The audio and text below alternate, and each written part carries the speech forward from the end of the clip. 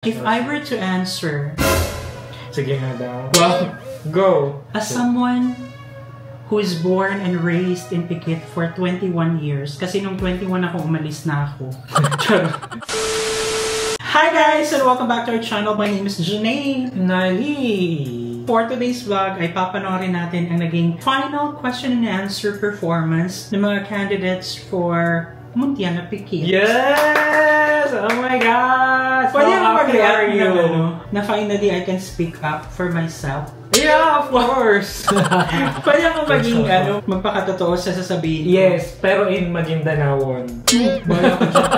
So who can react perfectly with what they're gonna say than someone who came from the city itself? City ba? Municipality, tangi. Okay. Alam mo kung anong meaning ng Muntiana Pikit? Mutya? Hindi. Literal meaning kasi ng Muntia is pearl. Pearl of Pikit. Okay. That's what it meant. Very nice. Yes, at least nakapagdagdag kaalaman. Charot.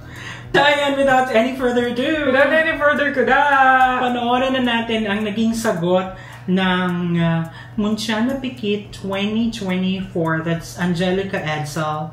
Pikit's 75th anniversary honors tradition, excellence, and resilience. If you were chosen as the Muntian ng Pikit, what lasting impact would you strive to make, and how would your legacy continue to empower the women and youth of Pikit? Excellence is seen from the humble beginnings of this community into becoming a first-class municipality of Pikit now. Resilience despite any obstacle and hardship, we people of Pikit always finds our way to rise again and protect what matters most, our people, our heritage, and our tradition. And if I win tonight, I would use this opportunity to promote my advocacy that aims to raise awareness about mental health, breaking the stigma and finding healings for those people that is suffering from mental health problems. And with that, I will use this as an opportunity to help my fellow youth. That would be all. Thank you. Overall, sa mga candidates kasi, siya talaga yung may conviction and may power yung kanyang sagot. But regarding that question, I mean, maganda kasi sana kapag meron silang portion ng like advocacy video. Para makita mo talaga, magkakakitaan na kung sino talaga yung totoong gumagawa, tsaka legit na may advocacy. In fairness naman sa kanya, dire-diretso siyang magsalita and connect naman doon sa hindi niya lang na-emphasize yung how to empower women talaga. Yes, siguro nung nag-train sila kung ano yung sasagot niya. Halata mo naman kapag di ba, parang minemorize or talagang like extemporaneous. Yes. Parang gano'n. Aging is a journey of growth and... By the way, the next one is ang kanilang first runner-up. That's Everdeen France Regulation. Evolution. Ageless beauty is not just physical ideal, but it's a mindset, it's a philosophy, it's a way of life. As a nurse by profession, with the help of our beloved Mayor Sumulong K. Sultan and Sangguniang Bayan members, I will engage myself in social work that will reach out the far-flung areas here in Pikit to promote and educate my fellow Pikiteños the importance of having a healthy body and a healthy mind. One bitter reality is most of us do not live to live, but live to survive. But with my sincerest intentions, by promoting having a healthy body and a healthy mind, we can be able to carry out plans, choose wise decisions, take effective actions which are morally right, fair, and kind. Let us live life to the fullest in a culture-sensitive, progressive, united Pikit. Be empowered, be better, and together, sumulong ka Pikit. Thank you. Nanginginig ako. Nanginginig.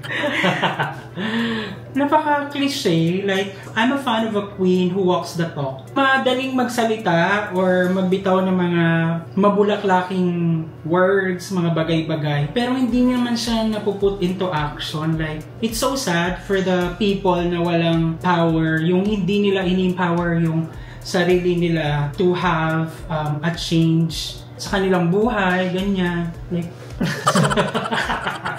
kasi alam ko yung nangyayari alam mo yung mga nangyayari, ganyan. Ako naman siguro, let's discuss that later on after ng yung a bit of it. Sa akin siguro, from outsider's perspective, kasi hindi ko naman alam kung ano nangyayari when it comes to yung... Sagot na muna niya. Mamaya natin pag-usapan yung politics and stuff. Siguro, I can see the pattern na feeling ko talaga na-review na nila yung questions before, and it feels like memorize din talaga yung sagot nila. And I cannot... Kasi yung construction of words, like... dire-diretso. I cannot blame if they want it to be that way. Kasi hindi siya invalid.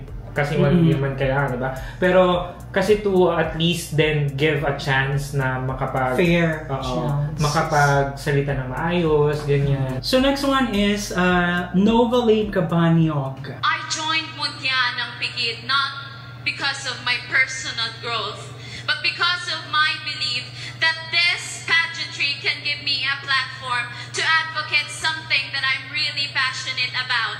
And as a member of a healthcare team, I would like to advocate health promotion, specifically on HIV awareness that affect mostly the young women and the youth out there. And if I will be given a chance to become your Mutya 2024, it will be an opportunity to work with the good governance that is headed by our Mayor Sumulong Sultan and Vice Mayor Mohairin Sultan Kasi, and that could utilize my influence to mobilize the public and private organization and to work with the community to co-create a free stereotyping community. And with that, we can start early screening and prompt intervention that which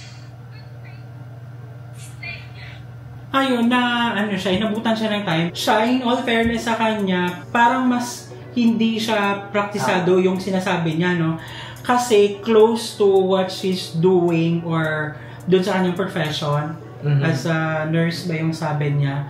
And yeah, good luck. Sana ay take into action yung kanyang advocacy, ganyan. Kasi let's accept the fact na kaya hindi nag-excel ang isang beauty queen from a local regional pageant going to the higher level kapag ganito yung klase ng training. Kumbaga, hindi siya rigid yung mga activities na pinagdaanan, walang personality development training. Kaya meron China din yan, or dapat may mga series of seminars or trainings how to become a beauty queen, parang ganon.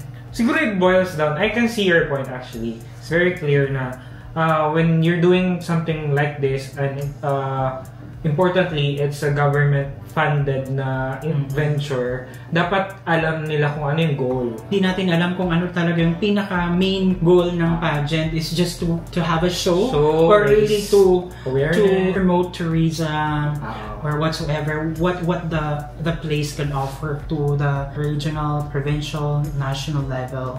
So next one, we have Princess Bea Donaire. If I were to be Muntiana Pigid 2024, I would uplift the tourism of municipality of Pigid because our municipality has local culture and historical sites, traditional crafts, and this would only be possible by fostering community involvement.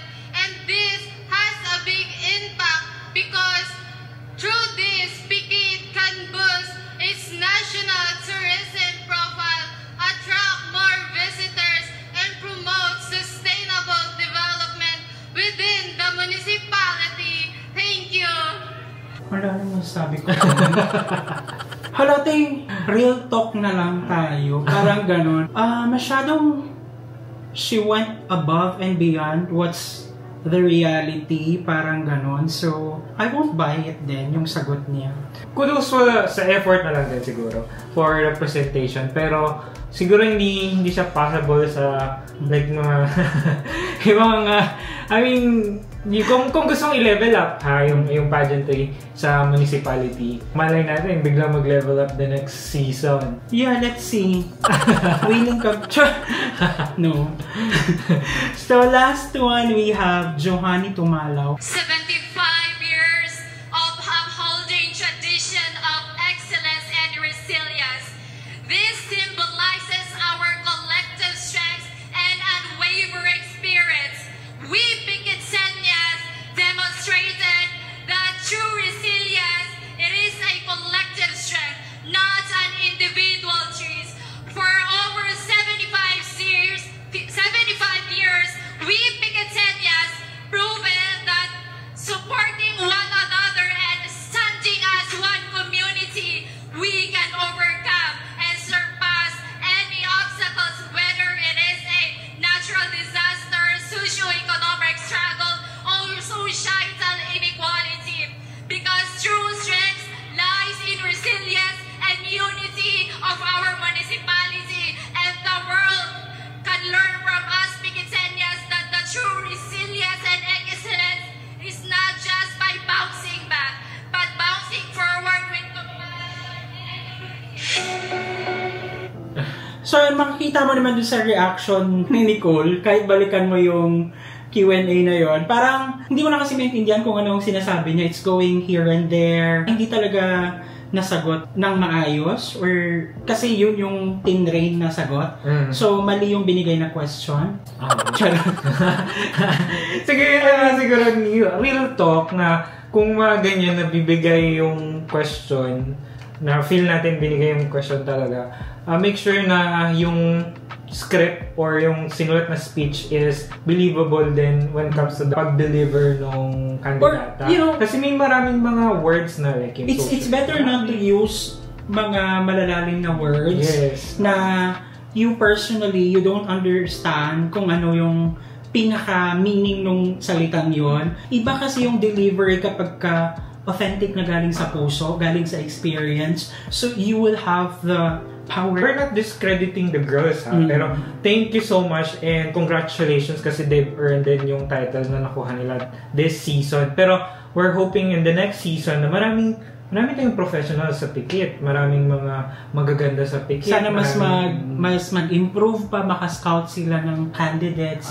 We're concerned din kasi na-reach niya na yung yung level na parang pinag-uusapan niya siya as the grandest municipal pageant in the Philippines. So, sana hindi naman masayang yung ginastos dun sa production. Sayang kasi ang bongga ng production, like the lightings, the stage, and then yung mga nakukuha nilang judges. So, yun nga. The reality is so sad and I hope, but for the sake of the show, it has one of the best productions.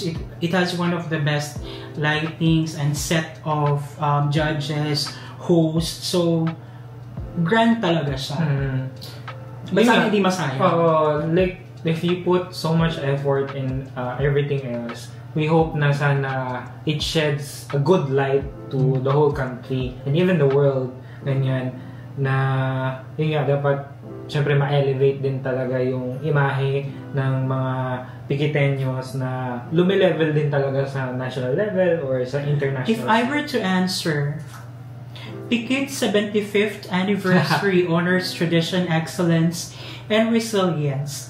If you were chosen as Muntiana Pikit, what lasting impact would you strive to make and how would your legacy continue to empower the women and youth of Pikit? Sige nga daw. Wow.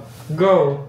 As someone who is born and raised in Pikit for 21 years, kasi nung 21 ako, umalis na ako.